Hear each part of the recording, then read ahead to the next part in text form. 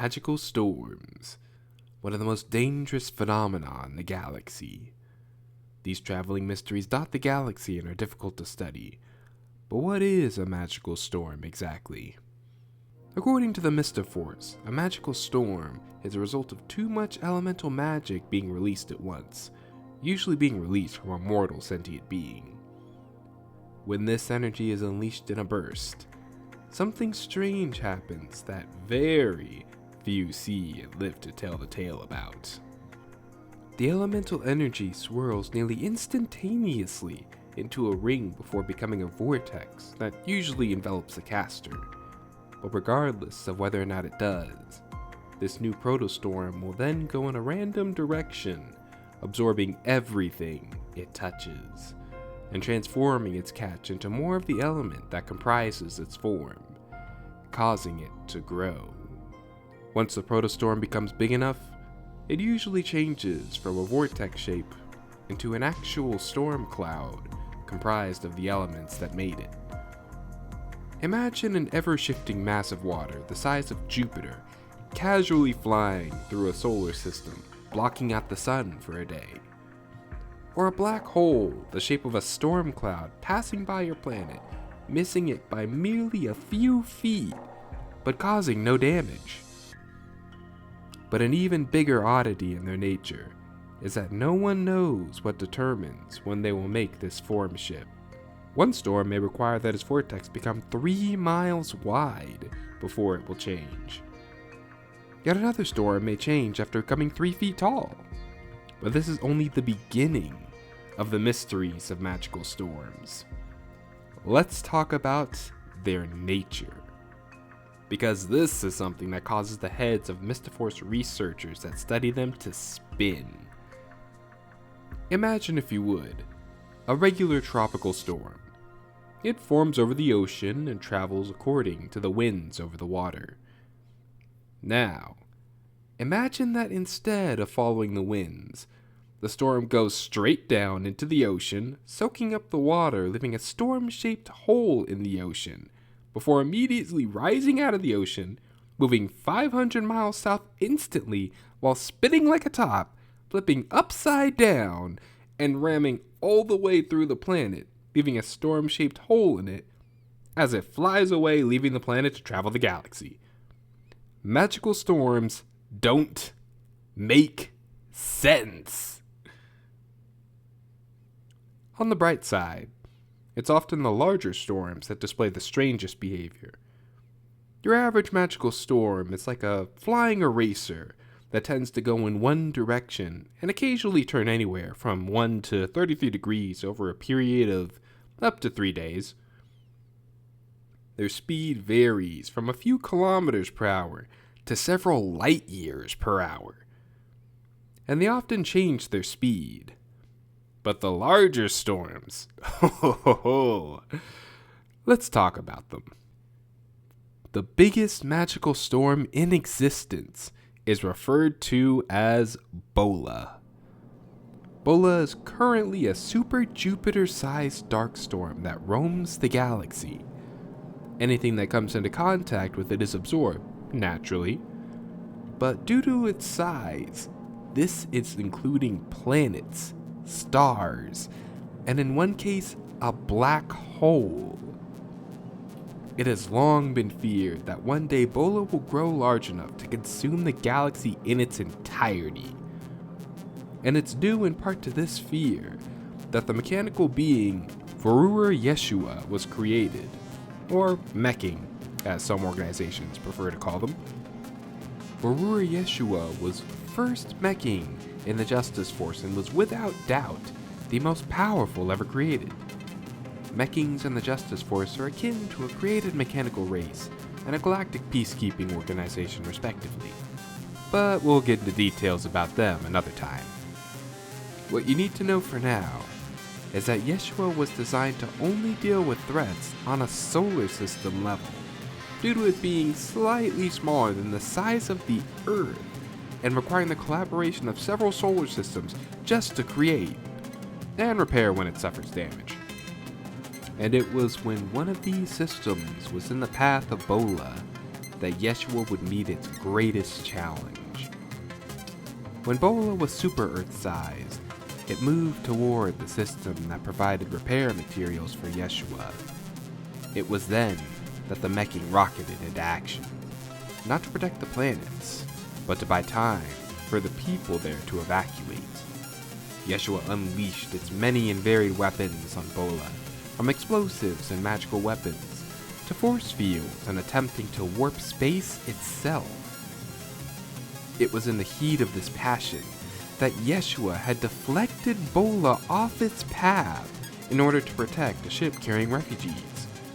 This deflection of a magical storm happened only once in all of recorded history, and scientists are still baffled to this day on how Yeshua was able to do this. However, despite its attempts, Yeshua was unable to perform this deflection again. Having run out of other options, Yeshua then went to unleash its most powerful attack by redirecting majority of its remaining energy to its last sword, in hopes of cutting down the storm. This is when things became even more strange.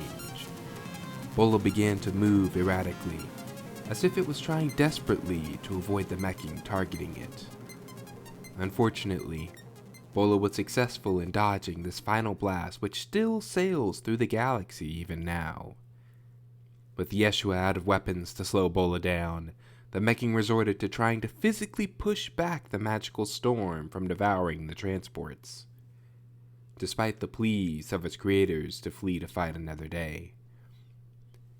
Some say that Yeshua slowed Bola down for but a few fleeting moments, but what is certain is that the fleeing masses saw the most powerful Meching ever created, broken down and absorbed piece by piece into Bola, causing it to grow even bigger. That was the day the galaxy lost its strongest known defender. After Yeshua's death, the storm acted yet still even more strangely. It stopped completely for a very tense few minutes, and then just slowly left the solar system, seeming to have lost interest. This entire encounter was one of the first instances of large magical storm behavior that caused Mystiforce to ask the question, do magical storms have intelligence?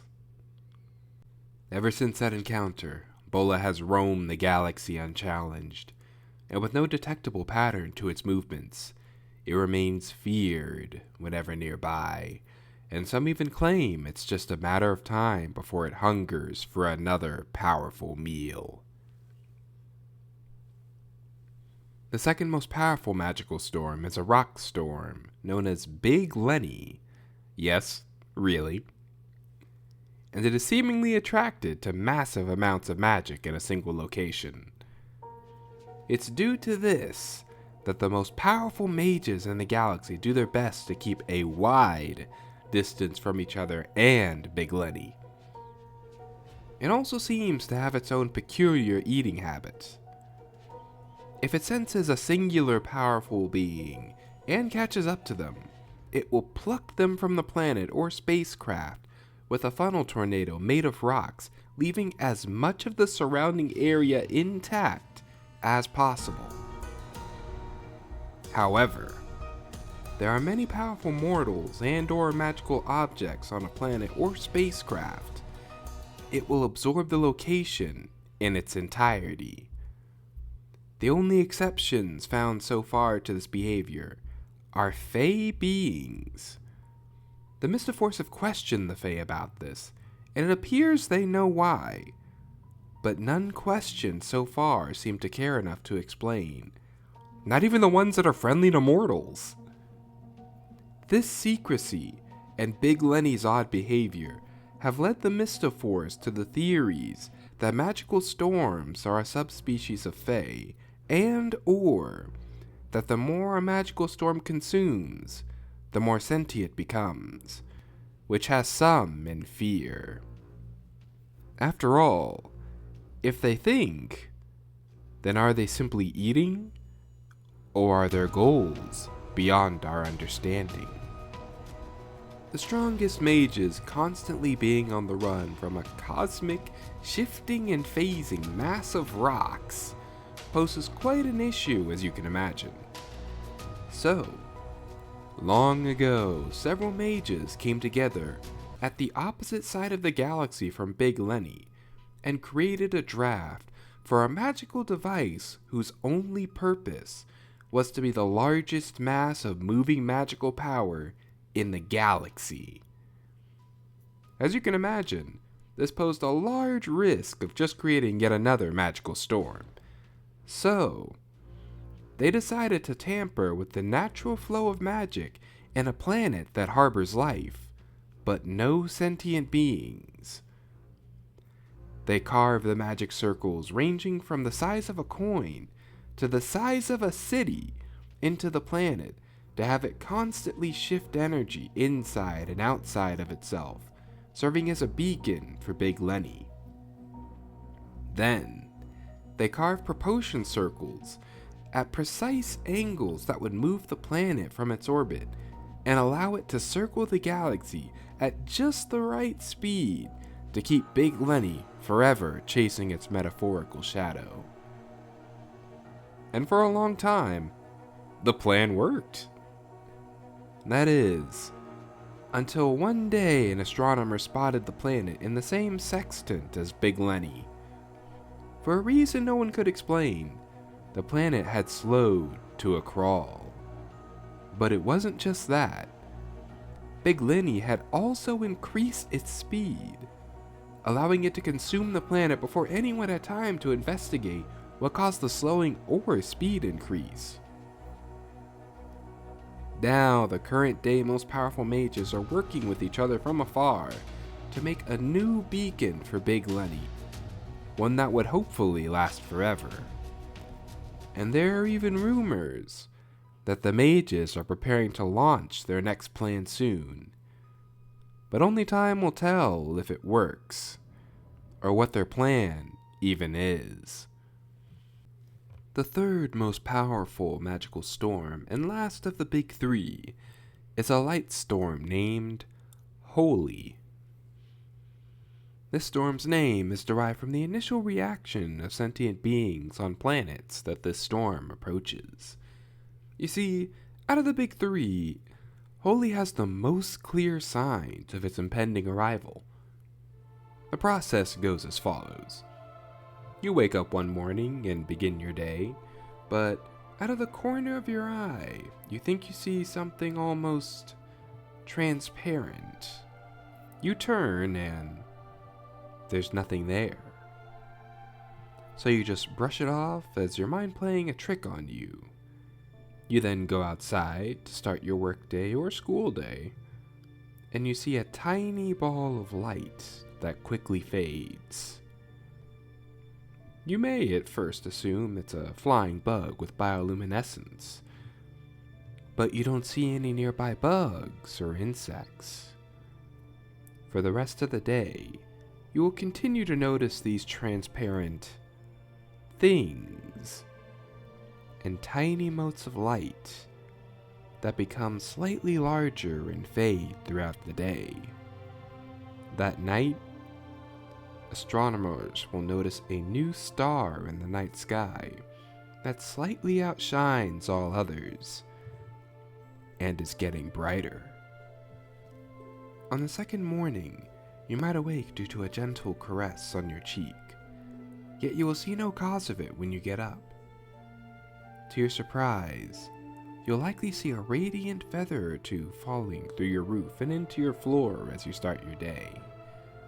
However, these feathers never go through living creatures and will disappear a few seconds after making contact with one.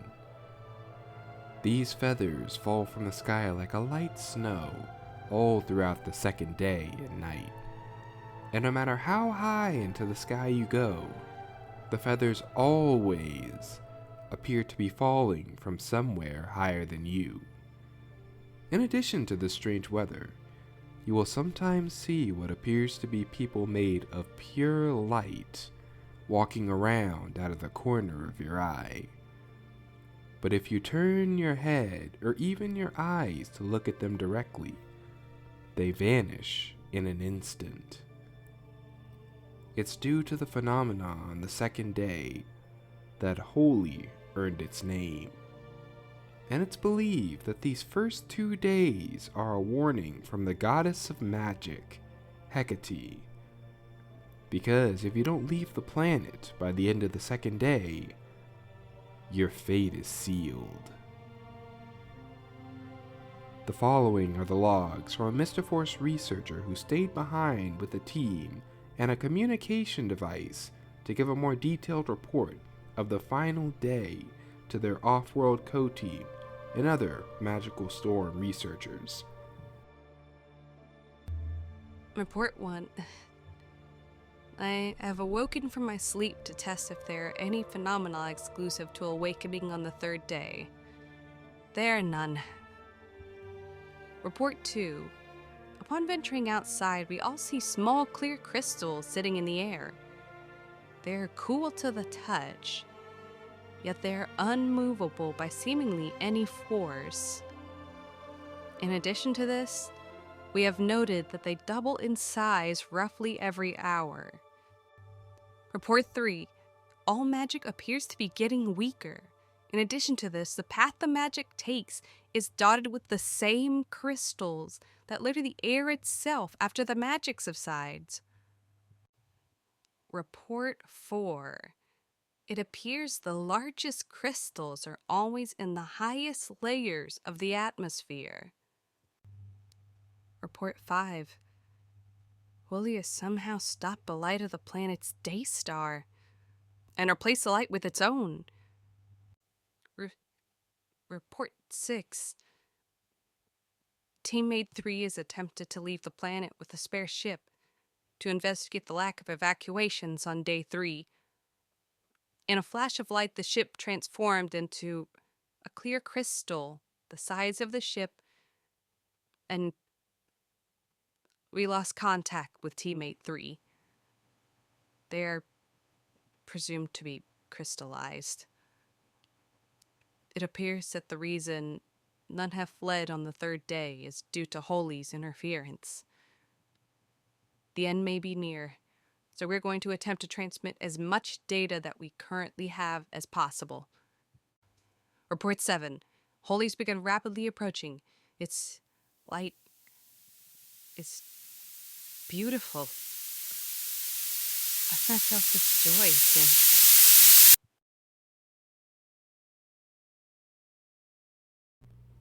For a mercy, the planet was nearly instantaneously consumed, giving the team a swift end. Holi's nature is very predictable. It exclusively travels to planets that have an abundance of light and/or sentient beings, and at around the time it enters a planet's solar system, the final 3 days begin. At the end of the third day, regardless of how far away it is at the time, it will teleport itself to the planet and absorb it whole. Holi's warning signs have led to serious debates about magical storms. Some believe that they should be classified as fae, and others believe they should be classified as deities. In fact, there is a cult dedicated to the worship of Holi as a deity that has come to make all into one. They believe that once absorbed, you arrive in paradise. But the cult of Holi is a tale for another time. Holi actually has another interesting fact about it that the others of the big 3 don't. And that is that we know who made the storm and where. Holi was created at one of the inner planets in the galaxy, the planet named Hajimari. Hajimari was a mostly uninhabited planet that was found to have multiple rune sites and an abundance of magical energy in the very air itself, which brought in no shortage of the brightest Mystiforce researchers who couldn't resist trying to figure out the mysteries of this planet. One of these researchers is among the best researchers to have ever existed, which is countered by him having the worst luck known of in history. His name is Ulgoth the Unfortunate. This man deserves his own video for his long list of accomplishments. But what's important for this video is that almost every project he is a part of goes wrong in some way, shape, or form. Lost limbs, disfigurements, teleportation to who knows where, transforming, lost memories, you name it, it's probably happened. This time, however, had one of the worst outcomes. You see, from the last recorded communication with Mystiforce HQ, we know that Ulgoth was researching into an abundance of crystallized energy near what looked like an empty castle with nothing inside. Ulgoth, being a specialist in experimenting with magic circle runes, against the advice of his wiser members, was attempting to either transmute the crystals back into what they were before to learn more about what was there, or create a circle that can create more of those crystals to learn more about the level of magic that beings might have used here. On a seemingly unrelated note, I promise you I'm going somewhere with this. Imagine, if you would, that you are a cargo pilot. Your duty is to fly supplies and food to Mystiforce researchers on far-off worlds so that they can focus on unlocking all magical secrets in the nature of magic itself. You're on a routine route to bring in a large amount of supplies and equipment, and you begin your approach to the planet. And then you spot it. A light emerges from the far side of the planet near the castle, your landing point. You slow your approach, not knowing what this light is. You attempt to contact the researchers at the site and get clarification on what's happening, but you get static. The light grows bigger, and despite how well you're paid, no amount is worth what trouble a level of magic that high could be. So, you contact Mystiforce HQ and begin informing them of the situation while you turn your ship around to go home. However, you notice your ship has started slowing down, and now it's warning you that parts are going missing. You start panicking as the light from the surface is getting larger and rising away from the planet, and it swings around you and zooms past you in an instant. There is no relief, as you start to notice that not only is your ship slowly crystallizing, your legs too have begun to crystallize.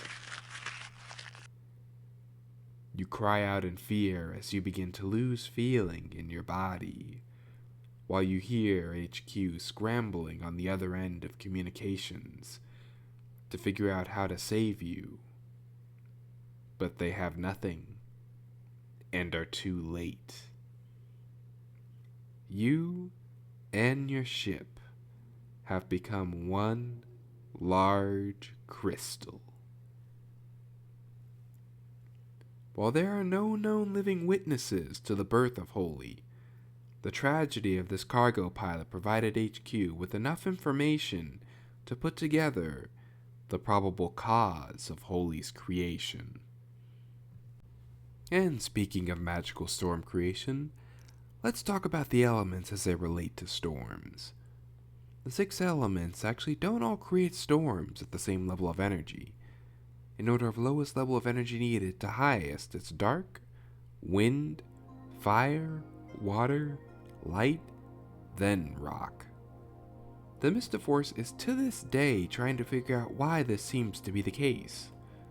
The leading theory is that the more dense the element, the harder it is for it to transform into whatever it is magical storms are actually made of. The only argument currently against this theory is that constructs made of light can be harder than any natural element. And yet light can more easily make a storm than rock can. Research is still ongoing, so perhaps someday soon someone will discover the truth. After all, most still believe that Ulgoth the Unfortunate is still alive out there somewhere, and that one way or another, he'll return yet again to discover the greatest secrets in the galaxy. And that'll do it for today's lesson on magical storms. By the time this video goes up, I'll have already reworked my Patreon so that all my videos will be available there before they become available here on YouTube, so I won't have to worry about a video going missing. And with that, I'd like to remind you to subscribe to be notified of future videos verbally this time, because I've heard that when you say subscribe in a YouTube video, the button actually lights up, and I really want to see this happen for this video at least.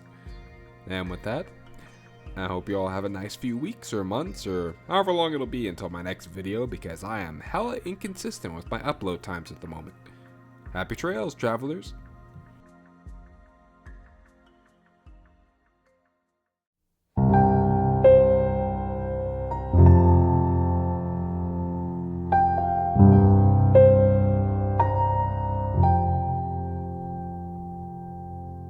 Thank you.